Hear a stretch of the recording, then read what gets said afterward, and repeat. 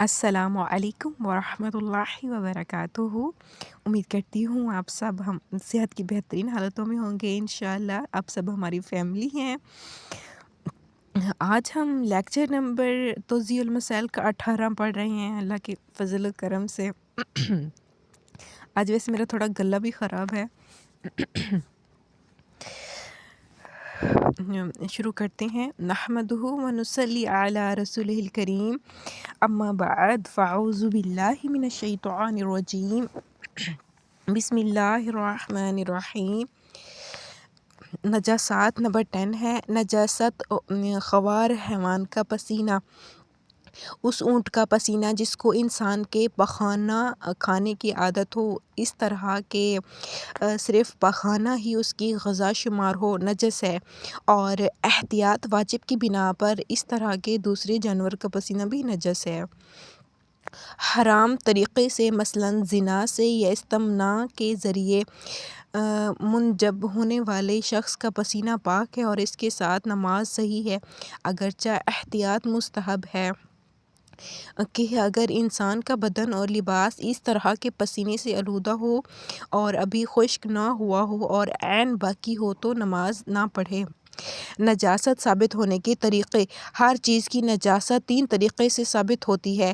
اول، انسان کو خود یقین ہو یا معقول طریقے سے اطمینان پیدا کرے کہ وہ چیز نجس ہے، اور اگر کسی چیز کے نجس ہونے کا گمان ہو تو نجس کا حکم نہیں رکھتی۔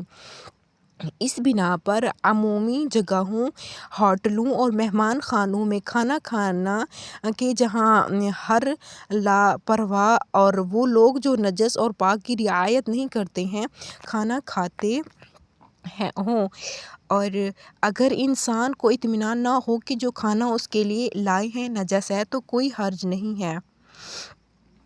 دوم، جس کے اختیار میں کوئی چیز ہے وہ کہے کہ یہ چیز نجس نہیں ہے اور متہم نہ ہو کہ نجس اور پاک کی رعایت نہیں کرتا، مثلاً بیوی یا نوکر کہے یہ برتن یا دوسری چیزیں جو اس کے اختیار میں ہیں نجس ہیں۔ سوم، دو عادل مرد کہیں کہ وہ چیز نجس ہے، شرط یہ ہے کہ نجس ہونے کی وجہ بتائیں، مثلاً کہیں وہ چیز خون یا پیشاب سے نجس ہوئی ہے، اور اگر ایک عادل مرد یا قابل اطمینان شخص کہے لیکن اس کے کہنے سے اطمینان حاصل نہ ہو تو احتیاط واجب کی بنا پر اس چیز پر نجاست کا حکم جاری ہوگا۔ کوئی شخص مسئلہ نہ جاننے کی بنا پر کسی چیز کے نجس یا پاک ہونے کے بارے میں نہ جانتا ہو، مثلاً نہیں معلوم کہ وہ چوہے کی مینگی پاک ہے یا نہیں، اسے مسئلے کو پوچھنا چاہیے، یہ احتیاط کرے اور اس چیز پر نجس ہونے کا حکم جاری کرے۔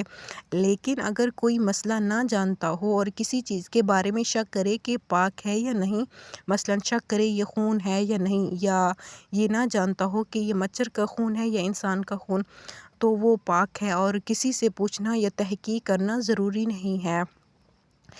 کسی نجس چیز کے بارے میں شک کرے کہ نجس ہوئی یا نہیں تو پاک ہے، اور اگر اس کے نجس یا پاک ہونے کو جان سکتا ہو پھر بھی تحقیق کرنا ضروری نہیں ہے۔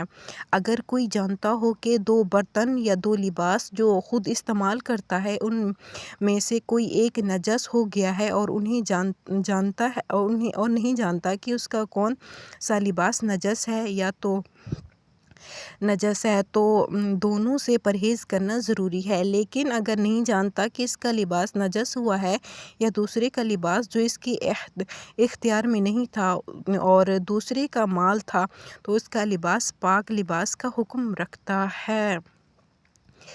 الحمدللہ۔